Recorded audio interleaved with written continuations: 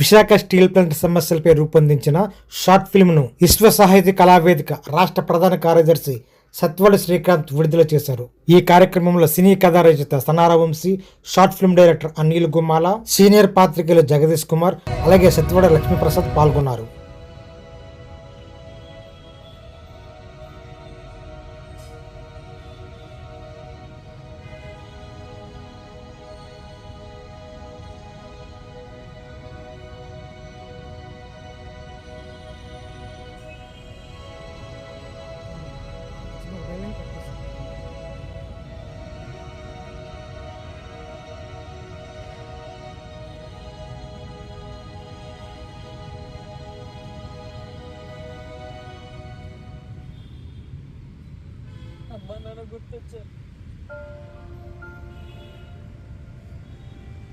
ఈ సందర్భంగా సత్వడి శ్రీకాంత్ మాట్లాడుతూ ఒక మంచి కథాంశంతో ఈ ఫిల్మ్ రూపొందించిన చిత్ర దర్శక నిర్మాతలకు ఆయన అభినందనలు తెలియజేశారు. భవిష్యత్తులో ఈ టీం మరిన్ని మంచి షార్ట్ ఫిల్మ్లు తీయాలని ఆయన ఆకాంక్షించారు.